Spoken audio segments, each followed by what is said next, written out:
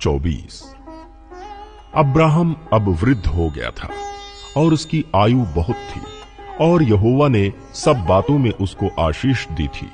Abraham ने अपने उस दास से, जो उसके घर में पुरनिया और उसकी सारी संपत्ति पर अधिकारी था, कहा, अपना हाथ मेरी जांघ के नीचे रख और मुझसे आकाश और पृथ्वी के परमेश्वर यहोवा की इस विषय में शपथ खा कि तू मेरे पुत्र के लिए कनानियों की लड़कियों में से, जिनके बीच मैं रहता हूं, किसी को ना लाएगा, परंतु तू मेरे देश में मेरे ही कुटुंबियों के पास जाकर मेरे पुत्र इसहाक के लिए एक पत्नी ले आएगा।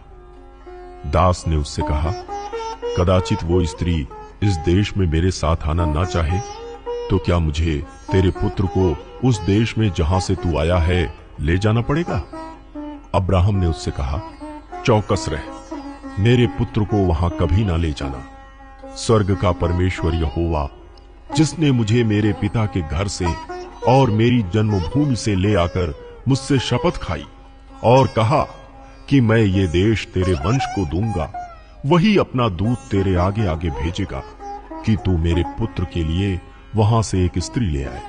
परंतु यदि वो स्त्री तेरे साथ आना ना चाहे, तब तो तू मेरी इस शपथ से छूट जाएगा, पर मेरे पुत्र को वहां ना ले जाना। तब उस दास ने अपने स्वामी अब्राहम की जांघ के नीचे अपना हाथ रखकर उससे इस विषय की शपथ खाई। तब वो दास अपने स्वामी के ऊंटों में से 10 ऊंट छांटकर उसके सब उत्तम उत्तम पदार्थों में से कुछ कुछ लेकर चला और मेसोपोटामिया में नाहोर के नगर के पास पहुंचा। उसने ऊंटों को नगर के बाहर एक कुएं के पास बैठाया। वो संध्या का समय था, जिस समय स्त्रियां जल भरने के लिए निकलती हैं। वो कहने लगा, हे मेरे स्वामी अब्राहम के परमेश्वर यहोवा, आज मेरे कार्य को सिद्ध कर और मेरे स्वामी अब्राहम पर करुणा कर। देख, मैं जल के इस सोते के पास खड़ा हूं और नगरवासियों की बेटियां जल भरने के लिए निकली आती हैं। इसलिए ऐसा होने दे कि जिस कन्या से मैं कहूं अपना घड़ा मेरी ओर झुका कि मैं पीऊं, और वो कहे ले पी ले, पीछे मैं तेरे ऊंटों को भी पिलाऊंगी, ये वही हो जिसे तूने अपने दास इसहाक के लिए ठहराया हो। इसी रीति मैं जान लूंगा कि तूने मेरे स्वामी पर करुणा की है। और ऐसा हुआ कि जब वो कह ही रहा था कि रिबका, जो अब्राहम के भाई नाहोर के जन्माए मिल्का के पुत्र बतूएल की बेटी थी, वो कंधे पर घड़ा लिए हुए आई। वो अति सुंदर और कुमारी थी और किसी पुरुष का मुंह न देखा था। वो कुएं में सोते के पास उतर गई और अपना घड़ा भर के फिर ऊपर आई। तब वो दास उससे भेंट करने को दौड़ा और कहा, अपने घड़े में से थोड़ा पानी मुझे पिला दे। उसने कहा, हे मेरे प्रभु, ले पी ले। और उसने जल्दी से घड़ा उतार कर हाथ में लिए लिए उसको पिला दिया। जब वो उसको पिला चुकी, तब कहा, मैं तेरे ऊंटों के लिए भी तब तक पानी भर भर लाऊंगी जब तक वे पी न चुके। तब वो तुरंत अपने घड़े का जल हौदे में उंडेल कर फिर कुएं पर भरने को दौड़ गई और उसके सब ऊंटों के लिए पानी भर दिया। वो पुरुष उसकी ओर चुपचाप अचंभे के साथ ताकता हुआ ये सोचता था कि यहोवा ने मेरी यात्रा को सफल किया है कि नहीं। जब ऊंट पी चुके, तब उस पुरुष ने आधा तोला सोने का एक नथ निकालकर उसको दिया और 10 तोले सोने के कंगन उसके हाथों में पहना दिए और पूछा, तू किसकी बेटी है? ये मुझको बता। क्या तेरे पिता के घर में हमारे टिकने के लिए स्थान है? उसने उत्तर दिया, मैं तो नाहोर के जन्माए मिल्का के पुत्र बतूएल की बेटी हूं। फिर उसने उससे कहा, हमारे यहाँ पुआल और चारा बहुत है और टिकने के लिए स्थान भी है। तब उस पुरुष ने सिर झुकाकर यहोवा को दंडवत करके कहा, धन्य है मेरे स्वामी अब्राहम का परमेश्वर यहोवा, जिसने अपनी करुणा और सच्चाई को मेरे स्वामी पर से हटा नहीं लिया।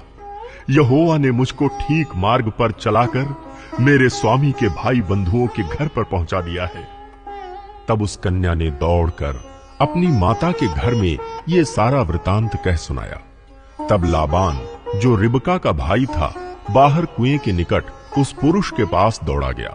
और ऐसा हुआ कि जब उसने वो नथ और अपनी बहन रिबका के हाथों में वे कंगन भी देखे और उसकी ये बात भी सुनी कि उस पुरुष ने मुझसे ऐसी बातें कहीं, तब वो उस पुरुष के पास गया और क्या देखा कि वो सोते के निकट ऊंटों के पास खड़ा है। उसने कहा, हे यहोवा की ओर से धन्य पुरुष, भीतर आ, तू क्यों बाहर खड़ा है? मैंने घर को और ऊंटों के लिए भी स्थान तैयार किया है।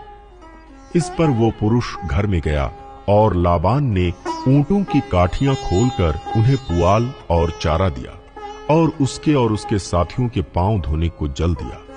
तब अब्राहम के दास के आगे जलपान के लिए कुछ रखा गया, पर उसने कहा, मैं जब तक अपना प्रयोजन न कह दूं तब तक कुछ न खाऊंगा। लाबान ने कहा, कह दे। तब उसने कहा, मैं तो अब्राहम का दास हूं। यहोवा ने मेरे स्वामी को बड़ी आशीष दी है, इसलिए वो महान पुरुष हो गया है। और उसने उसको भेड़ बकरी, गाय बैल, सोना रूपा, दास दासियां, ऊंट और गधे दिए हैं। और मेरे स्वामी की पत्नी सारा के बुढ़ापे में उससे एक पुत्र उत्पन्न हुआ है और उस पुत्र को अब्राहम ने अपना सब कुछ दे दिया है। मेरे स्वामी ने मुझे ये शपथ खिलाई है, मैं उसके पुत्र के लिए कनानियों की लड़कियों में से, जिनके देश में वो रहता है, कोई स्त्री नहीं लाऊंगा। मैं उसके पिता के घर और कुल के लोगों के पास जाकर उसके पुत्र के लिए एक स्त्री ले आऊंगा। तब मैंने अपने स्वामी से कहा, कदाचित वो स्त्री मेरे पीछे न आए। तब उसने मुझसे कहा, यहोवा जिसके सामने मैं चलता आया हूं, वो तेरे संग अपने दूत को भेजकर तेरी यात्रा को सफल करेगा और तू मेरे कुल और मेरे पिता के घराने में से मेरे पुत्र के लिए एक स्त्री ला सकेगा। तू तभी मेरी इस शपथ से छूटेगा जब तू मेरे कुल के लोगों के पास पहुंचेगा, और यदि वे तुझे कोई स्त्री ना दें तो तू मेरी शपथ से छूटेगा। इसलिए मैं आज उस कुएं के निकट आकर कहने लगा, हे मेरे स्वामी अब्राहम के परमेश्वर यहोवा, यदि तू मेरी इस यात्रा को सफल करता हो तो देख, मैं जल के इस कुएं के निकट खड़ा हूं, और ऐसा हो कि जो कुमारी जल भरने के लिए आए और मैं उससे कहूं, अपने घड़े में से मुझे थोड़ा पानी पिला, और वो मुझसे कहे, पी ले, और मैं तेरे ऊंटों के पीने के लिए भी पानी भर दूंगी, वो वही स्त्री हो जिसको तूने मेरे स्वामी के पुत्र के लिए ठहराया है। मैं मन ही मन ये कह ही रहा था कि देखो, रिबका कंधे पर घड़ा लिए हुए निकल आई। फिर वो सोते के पास उतर के भरने लगी। मैंने उससे कहा, मुझे पिला दे, और उसने जल्दी से अपने घड़े को कंधे पर से उतार के कहा, ले पी ले, पीछे मैं तेरे ऊंटों को भी पिलाऊंगी। इस प्रकार मैंने पी लिया और उसने ऊंटों को भी पिला दिया। तब मैंने उससे पूछा, तू किसकी बेटी है? उसने कहा, मैं तो नाहोर के जन्माए मिल्का के पुत्र बतूएल की बेटी हूं। तब मैंने उसकी नाक में वो नथ और उसके हाथों में वे कंगन पहना दिए। फिर मैंने सिर झुकाकर यहोवा को दंडवत किया और अपने स्वामी अब्राहम के परमेश्वर यहोवा को धन्य कहा, क्योंकि उसने मुझे ठीक मार्ग से पहुंचाया कि मैं अपने स्वामी के पुत्र के लिए उसके कुटुंबी की पुत्री को ले जाऊं।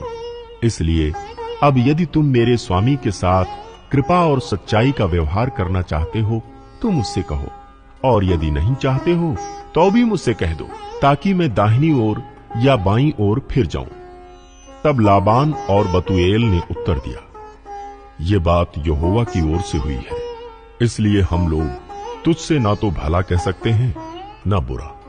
देख, रिबका तेरे सामने है, उसको ले जा, और वो यहोवा के वचन के अनुसार तेरे स्वामी के पुत्र की पत्नी हो जाए।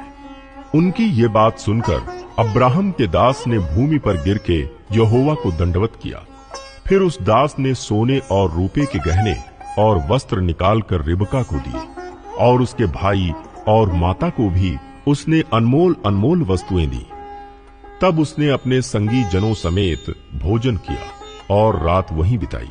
उसने तड़के उठकर कहा, मुझको अपने स्वामी के पास जाने के लिए विदा करो। रिबका के भाई और माता ने कहा, कन्या को हमारे पास कुछ दिन अर्थात कम से कम 10 दिन और रहने दे, फिर उसके पश्चात वो चली जाएगी।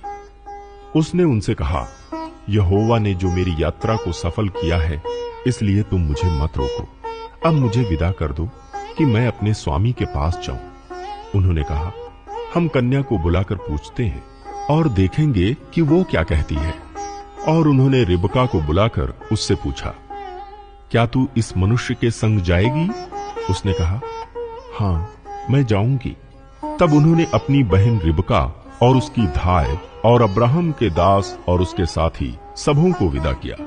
और उन्होंने रिबका को आशीर्वाद देके कहा, हे हमारी बहन, तू हजारों लाखों की आदि माता हो और तेरा वंश अपने बैरियों के नगरों का अधिकारी हो।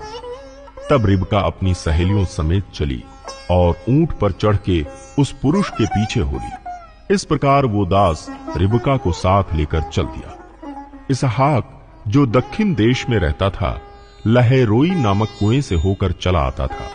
सांझ के समय वो मैदान में ध्यान करने के लिए निकला था और उसने आंखें उठाकर क्या देखा कि ऊंट चले आ रहे हैं।